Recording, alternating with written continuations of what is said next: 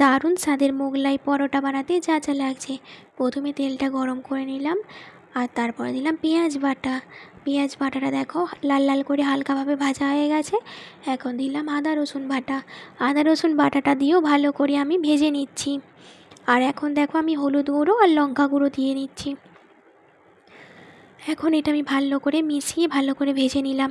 আর তারপরে দিলাম ব্রেড ক্রাম্বসটা দিয়ে ভালো করে এটা লাল লাল করে ভেজে নিতে হবে।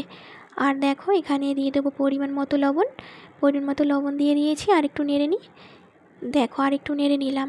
নেড়ে নেওয়ার পর এখন আমি দিয়ে দেবো বাদামটা ভেজে রেখেছিলাম, ভেজে রাখা বাদামটা দিয়েও এখন লাল লাল করে ভালো করে ভেজে নিতে হবে। আর এদিকে দেখো আমি পেঁয়াজ কুচি কাঁচা লঙ্কা কুচিয়ে রেখেছিলাম আর ডিমটা ফাটিয়ে দিয়ে দিলাম। পেঁয়াজ কুচি কাঁচা লঙ্কা কুচিটাও দিয়ে দিলাম।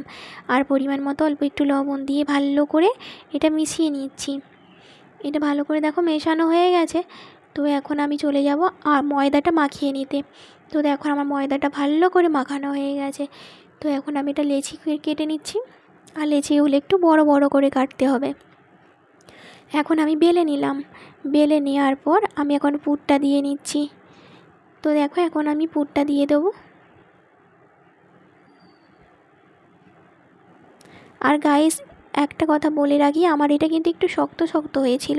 তোমরা যখন এটা মাখাবে না, তোমরা একটু পাতলা করার চেষ্টা করবে এই পুরটা, ঠিক আছে? তো দেখো আমি এখন এটা দিয়ে দিলাম। এখন এটা দিয়ে ভালো করে মুড়ে নিচ্ছি চারিধারটা যাতে না বেরিয়ে যায়। আর দেখো তেলটা গরম করে নিয়েছিলাম, দিয়ে আঁচ কমিয়ে এখন এটা আমি হতে দিলাম। আর যেই দিকটা মুড়েছো না ওই দিকটা নিচের দিকে রাখবে, নইলে কিন্তু ফুলে উঠলে তোমার পুরটা বেরিয়ে যেতে পারে।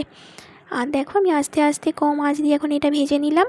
আর আমার দেখো রান্না একদম রেডি হয়ে গেছে।